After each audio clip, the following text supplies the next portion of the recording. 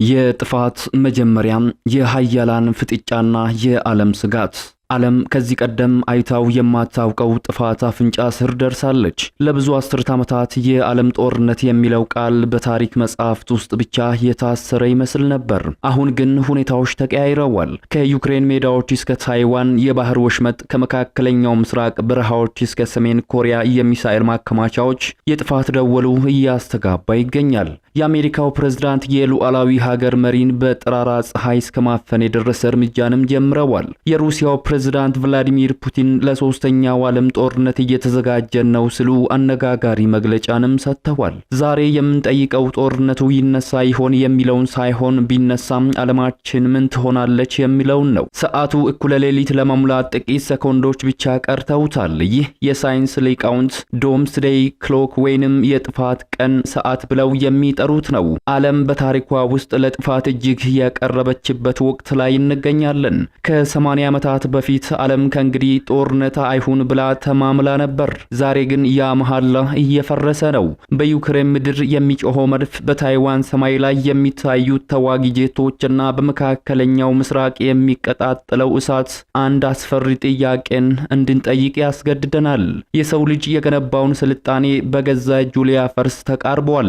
ዛሬ ወደ ሶስተኛው ዓለም ጦርነት ሊያመሩ የሚችሉትን አራት አደገኛ መንገዶችና ዓለም የተጋረጠባትን እውነተኛ አደጋን በተመለከተም በጥልቀት እንመረምራለን። እንደዚህ አይነት ወቅታዊና ዓለም አቀፋዊ መረጃዎችን ለማግኘት ቪዲዮ ላይክ እና ሼር ያድርጉ። አዲስ ከሆናችሁ ደግሞ ሰብስክራይብ ያድርጉ። እስከ መጨረሻው አድምጣችሁ ሐሳብ አስተያየታችሁን ታጋሩ ዘንድ ግብዣችን ነው። አብራችሁን ቆዩ።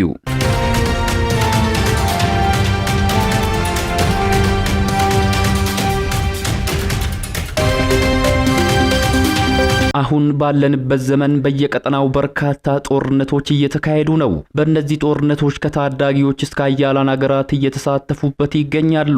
በየቀጠናው እየገነፈሉ የሚገኙ አዳዲስ ጦርነቶች የሶስተኛው ዓለም ጦርነት መነሻ እንዳይሆን የዓለም ስጋት ሆኗል። የጦርነቱ መነሻ ሊሆን ይችላል ከሚባሉት ቀጠናዎች መካከል የመጀመሪያውና ትልቁ ቀጠና አውሮፓ ነው።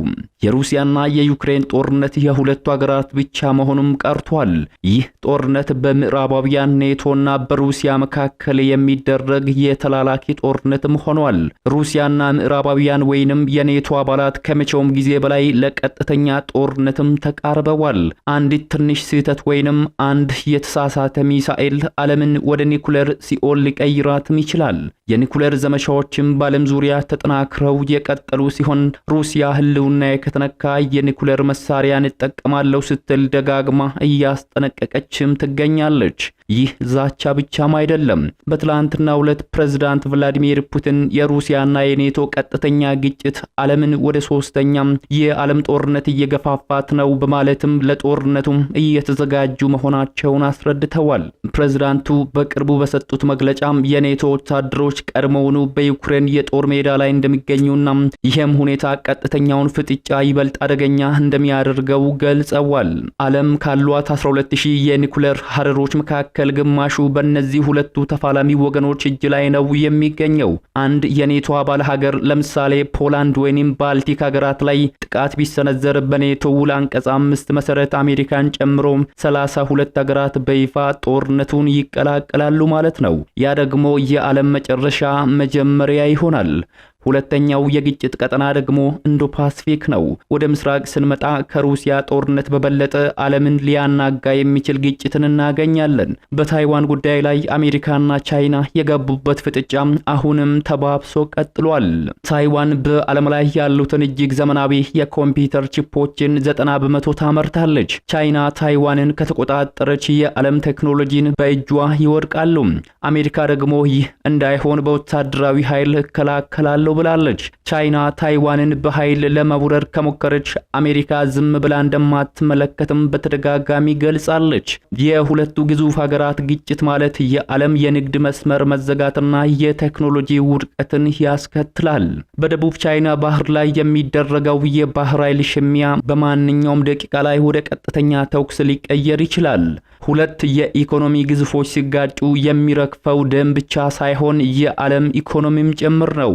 ሶስተኛው የግጭት ቀጠና ደግሞ መካከለኛው ምስራቅ ነው። መካከለኛው ምስራቅ ሁልጊዜም የባሩድ ማሰሮ ነው። አሁን ግን ማሰሮው መፍላት ጀምሯል።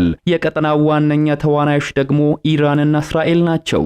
ሁለቱ ሀገራት ከወራት በፊት ለ12 ቀናት የቆየ ድንበር ተሻጋሪ የአየር ጥቃቶችን አድርገው ዓለምን በጭንቀት ውስጥ መክተታቸው የሚታወስ ነው። ይህ ግጭት ከሐማስና ሂዝቦላ አልፎ ወደ ቀጥተኛ የሀገራት ጦርነት ከተሸጋገረም የዓለም የነዳጅ መስመር ሆርሙዝ ስትሬት ይዘጋል። ይህ ማለት ደግሞ በዓለም ዙሪያ የነዳጅ ዋጋ አሁን ካለበት ጣሪያ ይነካል። ኢንዱስትሪዎችም ይቆማሉ፣ ረሃብም ይከሰታል። አራተኛው የጦርነት ስጋት ደግሞ ያያሉ የአሜሪካ እርምጃዎች ናቸው። የዶናልድ ትራምፕ አሜሪካ ፈሪስት ፖሊሲ ያልተገመቱ ውሳኔዎችና በቬንዙዌላ ላይ እንዲሁም በሌሎች ሀገራት ላይ የወሰዷቸው ጠንካራ እርምጃዎች የዓለምን ጂኦፖለቲካዊ ሚዛንን ቀያይረውታል። አሁን ባለንበት ወቅት ስለ ሶስተኛው የዓለም ጦርነት ስናወራም አንድ ትልቅ ስም ማንሳት ግድ ይለናል፣ ዶናልድ ትራምፕ። የዶናልድ ትራምፕ የውጭ ፖሊሲ በዲፕሎማሲው ዓለም ያልተገመተ የሚባል ነው። ብዙዎች ዶናልድ ትራምፕ ዓለምን ወደ ጦርነት ይገፋሉ ብለው ይሰጋሉ። ሌሎች ደግሞ በጥንካሬ ሰላምን ያመጣሉ ይላሉ። በቅርቡ ዶናልድ ትራምፕ በቬንዙዌላው መሪ ኒኮላስ ማዱሮ ላይ የወሰዱት ጠንካራ እርምጃ አንዱ ትልቅ ምሳሌ ነው። በቬንዙዌላ ላይ የተጣለው የከፍተኛ ማዕቀብና ሁኔታዎች ካልተቀየሩ ወታደራዊ እርምጃዎች አማራጭ ነው የሚለው ማስጠንቀቂያ ቀጠናውን ወደ ታላቅ ፍጥጫ አቅርቦት ነበር። ሩሲያና ቻይና ለማዱሮ ያላቸው ድጋፍ ቬንዙዌላን የሀያላን ሀገራት የተላላኪ ጦርነት አውድማ ሊያደርጋት ለጥቂት ነበር የቀረው። በሌላ በኩል ዶናልድ ትራምፕ አሜሪካ ለሌሎች ሀገራት ደህንነት በቢሊዮን የሚቆጠር ዶላር አታፈስም በማለት ኔቶን ሲያናውጡም በአውሮፓ ላይ ትልቅ ክፍተትን ፈጥሯል። ይህ ክፍተት ሩሲያ ይበልጥ እንድትደፈር ያደርጋታል ወይስ አውሮፓም ራሷን እንድታጠናክር? ይህ አለመረጋጋት ለሶስተኛው ዓለም ጦርነት በር ሊከፍት ይችላሉ የሚሉ ትንታኔዎችም በብዛት እየተሰጡ ናቸው። የሶስተኛው ዓለም ጦርነት እንደ 1940ዎቹ አይደለም። አሁን መሳሪያዎች ረቂቅ ናቸው። አንድ ጥይት ሳይተኮስ የሀገራት መብራት፣ ውሃና የባንክ አገልግሎት ሊዘጋ ይችላል። ከተሞች ወደ ድንጋይ ዘመን ይመለሳሉ።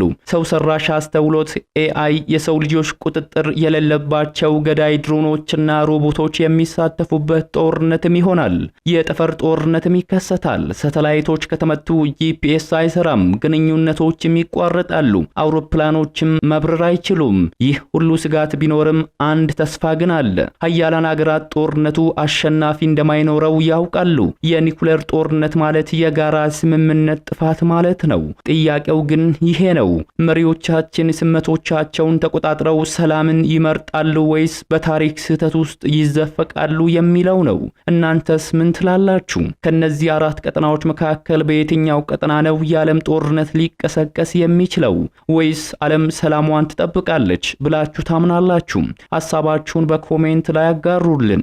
ቪዲዮን ከወደዳችሁት ላይክ በማድረግ ለሌሎች እንዲደርስ አድርጉ። ሰላም ለዓለማችን ይሁን። በሌላ ቪዲዮ እስከምንገናኝ ሼር ሰንብቱ።